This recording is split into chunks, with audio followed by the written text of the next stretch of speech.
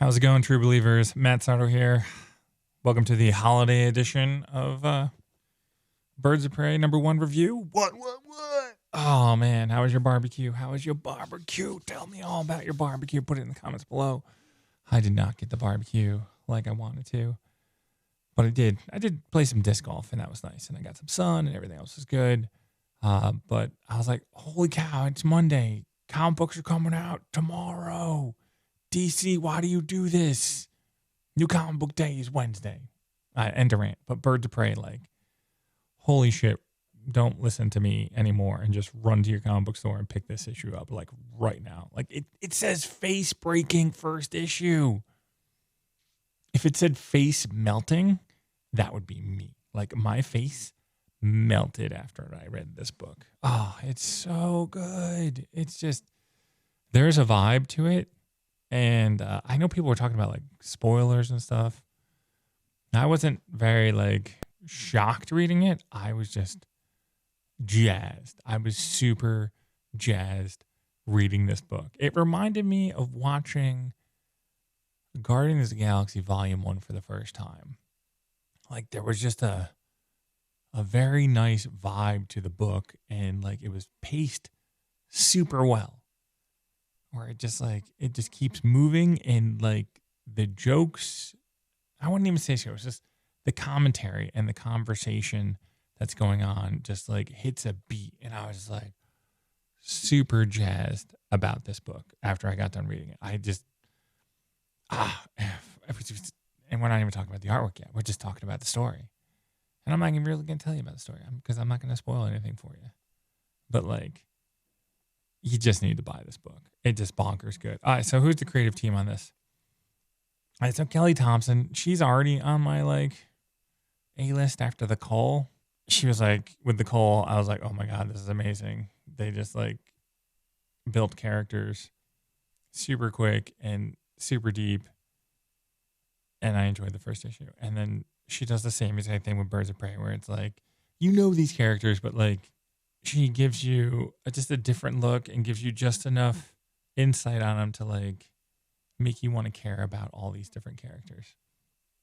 Leonardo Romero is the artist. Jordie Bellaire is the colorist. And you know, I love Jordie, and I love to just look at her coloring and her color palettes and just try to figure out what is the meaning of everything in this and what is she trying to show. And because she is an all-star in like her own category, like just put her on the Mount Rushmore of colorists, because that's where she belongs. And then Clayton Cowles has the job of making all this witty banter, and I don't want to say witty banter, but all this banter. It's a team book. It's Birds of Prey. You have Harley Quinn in. You have Big Barda. Of course, there's banter. Clayton makes this book easy to follow, easy to read, and then all the different beats, comedic beats or different emotional elements that need to pay off are placed properly, and then they're delivered well because of his lettering. Megadeth Part 1. Oh, a side note, this takes place after Green Arrow #6, and I didn't read that, and I was like, oh. I was like, this I'm a little confused right off the bat. But, you know, there's a little asterisk, and I was like, oh, okay, we're good now. On my notes, there's just a vibe to this book. And then the art, like Leonardo's work, holy shitballs. It was like reading Wally Wood's Daredevil from the 60s with modern coloring. Like his artwork, and I need to talk about DC's art direction with these relaunches. Like they need to get like some major kudos for the art direction that they're going with their comic books. Like no comic book feels like another comic book. I feel like they're in their own artistic universe, and they're creative, and they try to like push the envelope of the medium, and they're just trying to do a spectrum of comics as more of all our comic books need to look a certain way and feel a certain way. I feel like DC now is a spectrum of books. And if you don't like one, there's probably another one that you're going to be like, oh my God, this is amazing. Like I feel it. And honestly, I feel like all their books are amazing that are coming out right now. I don't feel like they're dropping the ball anywhere. All these first issues that I've read, I'm like just blown away with what they're doing over at DC. So, I mean, it's Birds of Prey. And they got to go on a mission right away to do something. So Black Canary is putting together a team. You got Cassandra Cain, Big Barda, Zealot, and Harley Quinn. And they're all on the cover, so I'm not spoiling anything for you. And just the voices that Kelly gives these characters is really good and self-aware. And I want to say, like, I give the Guardians of the Galaxy similarities because, like, Big Barda comes across like Drax. And then Harley Quinn is just, she is there to bring jokes. And then Cassandra Cain is like this silent person. And Zealot, I felt a little bit of her personality, but she didn't shine as much as Cassandra Cain, Big Barda, and Harley Quinn. Like, that trio of a dynamic that is going on in the comic book right now is spectacular. Like, I am so jazzed for them to be running through the DC universe written by Kelly Thompson and drawn by Leonardo. Like, it's and then the icing on the cake is Jordie's colors. Oh, it's so good. It's so good. Let me pull up some artwork and see what we have going on here. I've already told you to just run to your comic book store and buy it, so you can kind of stop watching the video right now. But DC sent over a preview, and this is where I feel like the Wallywood Daredevil 60s action going on here. His style is very 60s, and it feels good with Jordie's colors. You have Cassandra Cain fighting the League of Assassins. Ninjas. We need ninjas. Lots of ninjas.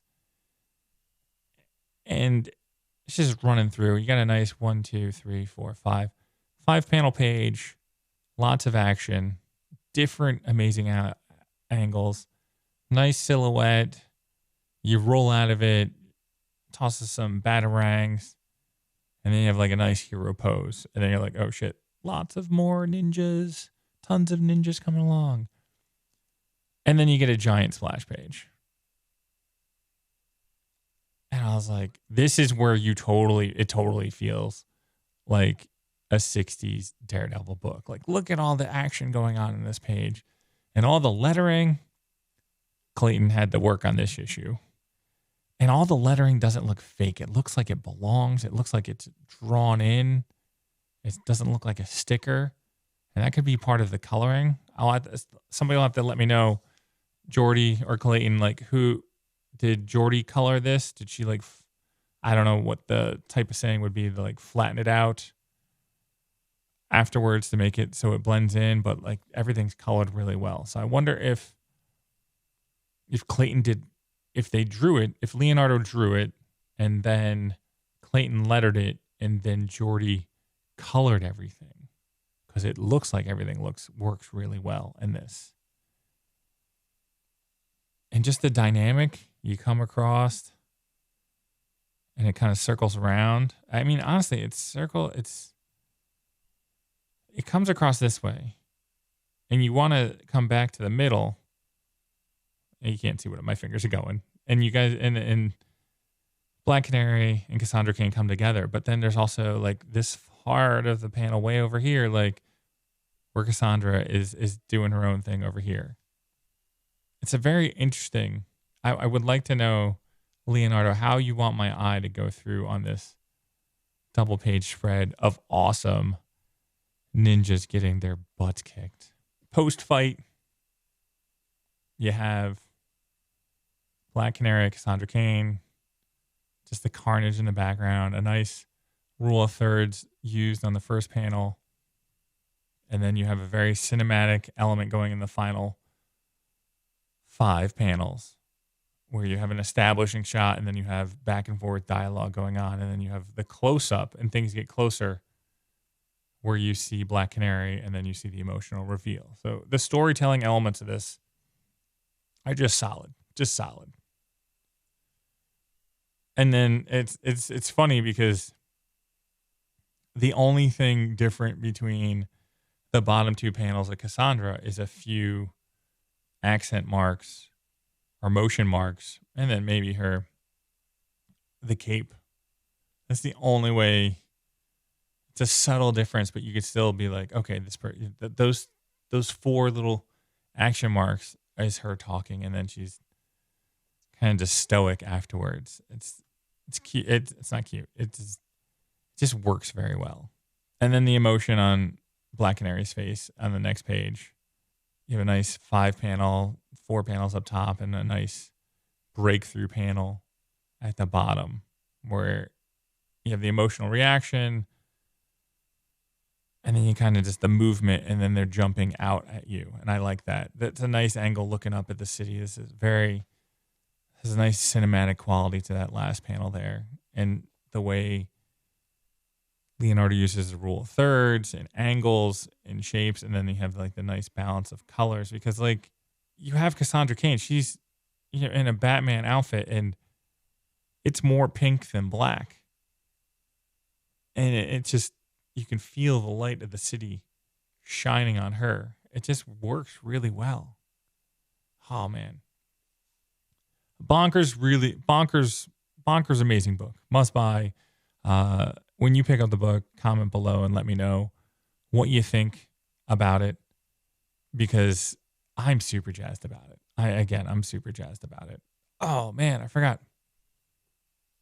We have our Kickstarter going for Indie Comics Creator Con. There, it's all in focus.